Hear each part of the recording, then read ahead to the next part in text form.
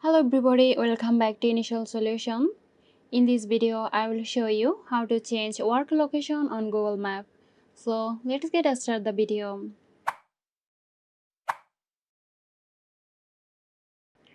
I start by opening Google Map. Now go to the top right corner and click on your profile icon. Click on View Data in Maps. I scroll down a bit and under Home and Work Address, you will see the work options here. To change your current location, click on it and now enter the new location. Then click on Save and Done. I hope this video helped you out. That's it. I hope this video helped you out. Stay tuned for more helpful tutorials here at Initial Solution.